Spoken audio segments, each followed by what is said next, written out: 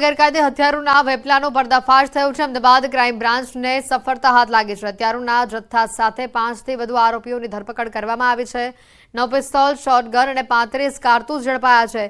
સતત 3 દિવસના ઓપરેશનમાં ક્રાઇમ બ્રાન્ચે પર્દાફાશ કર્યો। છેલ્લા 5 દિવસમાં કુલ 17 જેટલા હથિયારોને જપ્ત કરવામાં આવ્યા છે। અમદાવાદથી આ ઘટના હથિયારોના કારોબારનો મોટો પર્દાફાશ થયો। કુલ 17 થી વધુ હથિયારો જપ્ત કરવામાં આવ્યા હોવાની માહિતી આવી છે સામે। અમદાવાદ ક્રાઇમ બ્રાન્ચને આ ઘટનામાં મોટી સફળતા હાથ લાગી છે। 9 પિસ્તોલ, શોટગન અને 35 જેટલા કારતૂસ પકડાયા હોવાની માહિતી છે। 5 થી વધુ આરોપીઓની ધરપકડ કરાઈ ચૂકી છે। વડોદરા માટે સૌથી મોટા રાહતના સમાચાર છે। વિશ્વામિત્રીના જળસ્તરમાં ઘટાડો થયો છે। વિશ્વામિત્રીની સપાટી 24.84 ફૂટ ઉપર હવે પહોંચી છે। સપાટીમાં ઘટાડો થતા તંત્રએ રાહતનો શ્વાસ લીધો।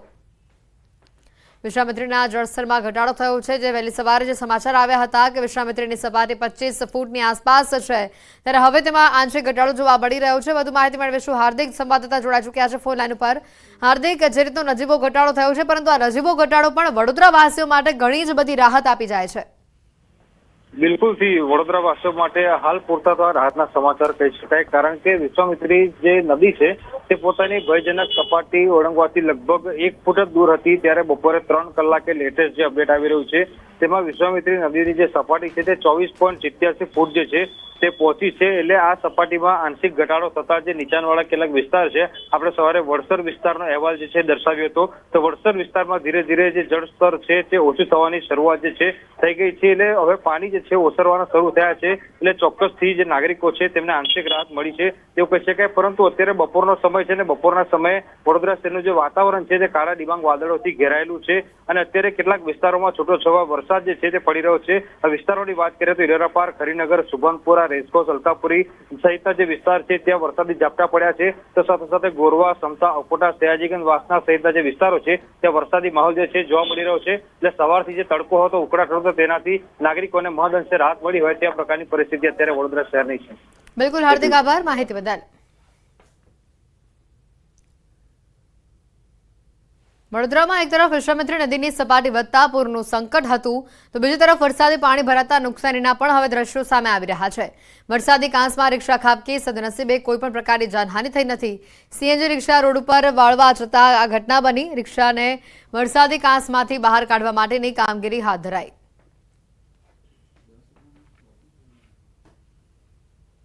વડોદરામાં વિશ્વામિત્રી નદી બાદ જાંબુઆ નદીએ કહેર વર્તાવ્યો છે। જાંબુઆ નદીના પાણીએ વડોદરા વાઘોડિયા રોડને બાનમાં લીધો છે। આમોદર ગાયત્રી મંદિર પાસે ઘૂંટણસમાં પાણી ઉપર ભરાયા હતા। 6 લેન રોડ ઉપર પાણી ભરાતા વાહન ચાલકોને હાલાકી થઈ। સતત 3 કલાકથી ભારે ટ્રાફિક જામના દ્રશ્યો સર્જાયા હતા। એક તરફના ટ્રેક ઉપર જોખમ સાથે વાહન ચાલકો પાણીમાંથી પસાર થઈ રહ્યા છે। ઉપરવાસમાં પડેલા વરસાદના પગલે જાંબુઆ નદીના કોતરો છલકાઈ રહ્યા છે। રોડ ઉપરાંત ખેતરો અને સોસાયટીઓમાં પણ પાણી ભરાયા છે।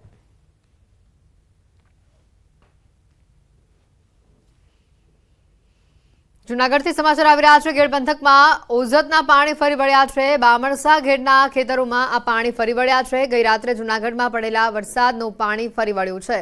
ઓઝત નદીનો પાળો તૂટેલો હોવાથી ખેતરોમાં જળબંબાકારની સ્થિતિ છે। સિઝનમાં 6ઠ્ઠી વખત ખેડૂતો પર આફત આવી પડી છે।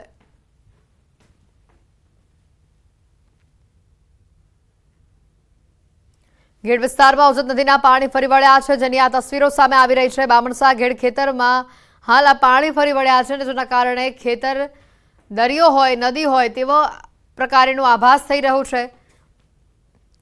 ગેડ વિસ્તારમાં ઓઝત નદીના પાણી ફરી વળતા ખેડૂતોને પારાવાર નુકસાની વેઠવાનો વારો આવ્યો છે। તમે જોઈ શકાય છે ઘૂંટણ ઉપરથી આ પાણી વહી રહ્યું છે, એટલે કે કેટલું પાણી આ વિસ્તારમાં ભરાયેલું હશે।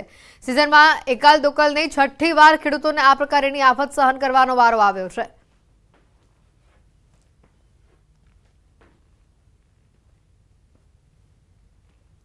ગીર સોમનાથના ગીર જંગલમાં ભારે વરસાદના કારણે રાવલ ડેમ છલકાયો છે। ડેમ છલકાઈ જતા 6 પૈકી 4 દરવાજા ખોલવામાં આવ્યા છે। 4 દરવાજા 1.29 મીટર ખોલવામાં આવ્યા છે। ડેમના દરવાજા ખોલાતા ગીર ગઢડા, ઉનાના 16 જેટલા ગામોને એલર્ટ આપવામાં આવ્યું છે।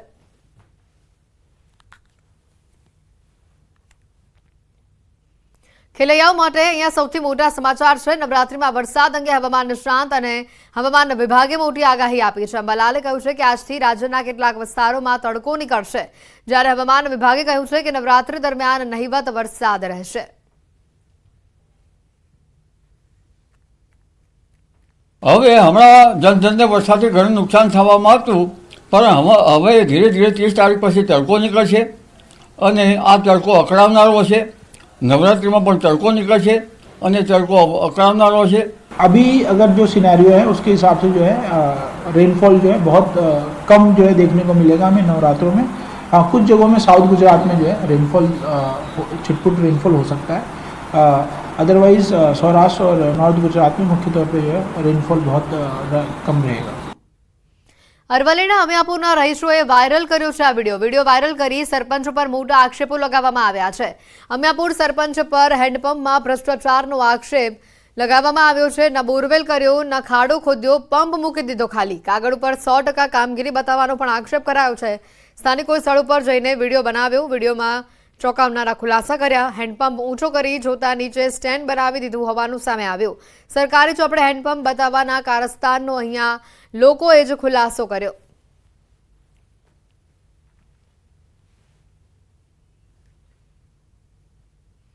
જૂનાગઢ શહેરના જોશીપરા અંડરબ્રિજમાં વરસાદી પાણી ભરાવાની સમસ્યાથી શહેરીજનો પરેશાન છે. સ્થાનિકોનો આક્ષેપ છે કે વર્ષોથી ચોમાસા દરમિયાન અંડરબ્રિજની આ જ સ્થિતિ રહેવાથી તે બંધ રહે છે. અનેક રજૂઆતો છતાં બ્રિજમાંથી પાણીના નિકાલની કોઈ વ્યવસ્થા કરવામાં આવી નથી અને જેના કારણે આખું ચોમાસું વાહન ચાલકો અને રાહદારીઓ માટે બ્રિજ બંધ રહે છે. અંડરબ્રિજ બંધ રહેવાના કારણે સ્થાનિકોને 1 કિલોમીટર ફરીને જવું પડે છે, તો રાહદારીઓ નિયમ વિરુદ્ધ જઈને રેલવેના પાટા ઉપરથી પસાર થવા મજબૂર થયા છે. અંડરબ્રિજમાંથી પાણીના નિકાલની વ્યવસ્થા કરવા સ્થાનિકો માંગ કરી રહ્યા છે.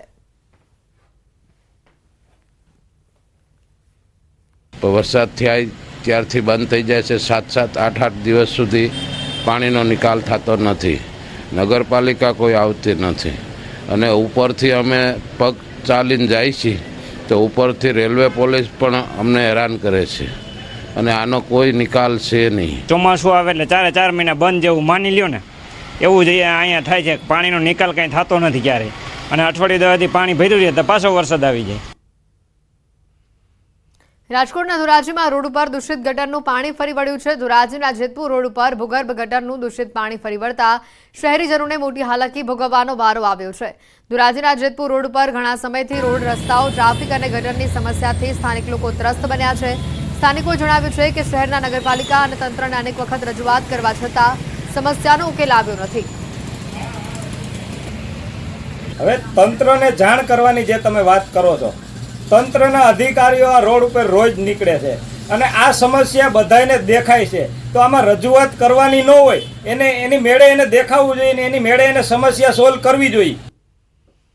પંચમહાલમાં જમીનના વળતર મામલે ખેડૂતોએ